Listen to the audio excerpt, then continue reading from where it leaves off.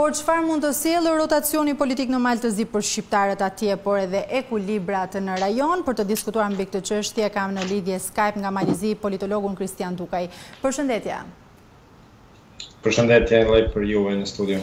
Atëherë, zoti Dukaj, pse u votua masivisht kundër partisë Gjukanović, pavarësisht edhe investimit nga Perëndimi që ka shprehur hapur mbështetjen për të, aq më tepër që treguesit ekonomik janë në pozitat në vend përveç problemeve të korrupsionit? Po shikoni, nuk është se Partia Demokratike e Socialistëve, pra respektivisht Partia Gjukanovićit, duhet si partia e cila fitoi më së shumti vota në këtë garë parlamentare, ndërsa këto parti tjera kryesisht ishin në koalicione me 3-4 e kështu me radhë parti. Një nga shkaqet kryesore që besoj që Partia Demokratike e Socialistëve është ulur, ka humbur 6 deputet, i bie që thirrja e kishës ortodokse që mos të votohet kjo parti, por të shkohet ka bloku opozitar. Besoj që kisha ortodokse këtu ka pasur një rol të rëndësishëm pasi që disa vite me radhë ata organizojnë protestat të ndryshme në mbar malin e zi, dhe sidomos thirrjet e tyre një javë gjatë ditës së votimeve që mos të votohet Partia Gjukanovićit ka pasur një ndikim të thellë që kjo parti të humbi disa vota. Duhet të cekur që kjo është hera e parë në historinë e njerëzimit që një kish apo feja ortodokse të bëj thirrje për një parti, që të mos votohet një parti dhe të votohet partia tjetër. Kështu që analistë shumë këtë e kanë veçuar që këtu ka qenë shkaku kryesor se Partia Gjukanovićit humbi 6-7 deputet. E çfarë përfaqëson partia e zotit Dritan Abazović, një shqiptar malazez, që me sa kemi parë nuk ishe gjyrat etnikisht apo nga pikpamja fetare, por flet për shtetin e Malit të Zi. A është ky një fenomen i ri në politik?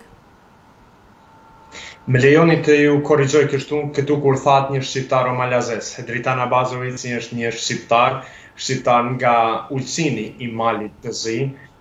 Me zotin Abazović kam pas raste të diskutoj kohë më parë, dua të theksoj që është një mbi të gjitha një politolog shumë i mirë, një politikan shumë i mirë, dhe unë kam pas fat të studioj në të njëjtin universitet si Dritan Abazović në Universitetin e Sarajevës, ku kam kuptuar që zoti Abazović ka një përkrahje dhe një mbështetje shumë serioze në rajon. Padyshim që zoti Abazović ka sjellur një frymë të re në politikën e Malit të Zi, por ajo që duhet kontestuar, dhe ajo që ndoshta media, sidomos në Shqipëri, janë duke dezinformuar dhe duke marrë informacione të gabueshme, është se zoti Abazović asnjëherë nuk është deklaruar që është kundër Perëndimit, kundër vlerave demokratike dhe kundër asaj çka ishte qeveria e mëpashme. Duhet të theksoj se gjatë fushatës dhe para fushatës zgjelore, zoti Abazović, i cili është lideri i një partie qytetare URA, dhe duhet të theksoj që ky është shqiptari i parë i cili ka arritur të jetë në një listë,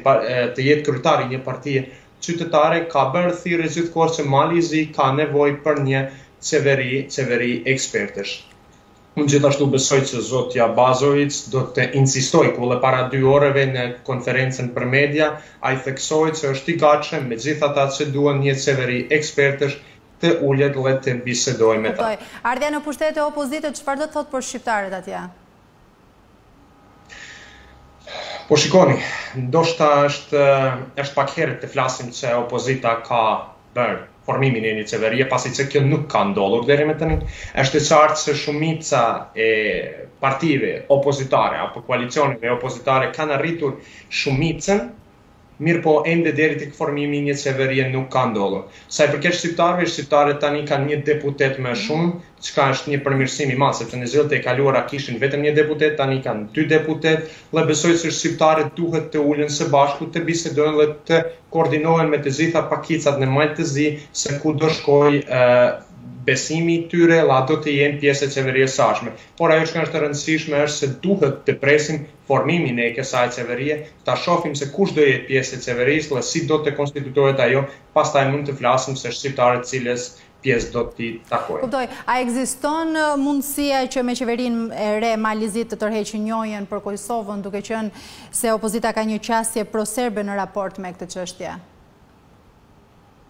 Po, kjo është paksa herët që të flasim edhe për këtë pasi që si që thash, opozita ka fituar shumicën, mirë po, brenda kësaj opozite kemi 3 bloqe, ku bloku i parë për të ardhmen e Malit të Zi ka fituar 27 mandate nga 81, ndërsa kemi 2 bloqe të tjera, Aleksa Bečić dhe Dritan Abazović, të cilët parimet e tyre dallohen shumë nga koalicionet tjera. Kështu që unë thash edhe pak më parë se zoti Abazović asnjëherë nuk ka përmendur këto vlera dhe politika e tij është në politikë komplet ndryshe, dhe dallohet nga politika proserbe. Prandaj besoj se shumë vështirë do vi deri tek formimi i një qeverie të re e sidomos tek formimi i një qeverie bashkë me opozitën. Unë besoj se do vi deri tek formimi i një qeverie ekspertësh, ku në pushtet do të jenë ekspertët dhe ata që do të zgjedhen nga vetë këta. Kështu që sa i përket çështjen e tërheqjes së njësës së Kosovës, antarësimit në NATO e tjerë, këto janë çështje të cilat do vinë më pas,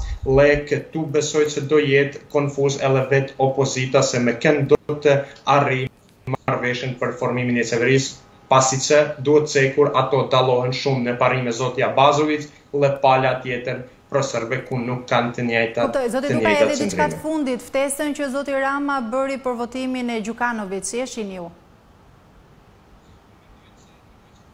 Mendoj që ftesa e kryeministit Rama ka qenë paksa përçarëse, sidomos për shqiptarët, pasi që zoti Rama, zoti Gencaka e disa politikanë të tjerë nga Shqipëria kanë bërë thirrje që të mbështetet vetëm një listë shqiptare. Unë duhet të besoj që ky ka qenë një gabim i momentit, pasi që mendoj që kjo thirrje ka bërë përçarje mes shqiptarëve në Malë të Zi, e kjo më së miri u pa ditën e zgjedhjeve, ku shqiptarët arritën që të dy palët të fitojnë nga një mandat apo pothuajse numrin e njëjtë të votave. Unë duhet të besoj se Shqipëria dhe politikanët shqiptarë duhet të angazhohen në unitetin e shqiptarëve në Malë të Zi, që ata të afrohen të jenë bashkë dhe mos të bëjnë përçarje.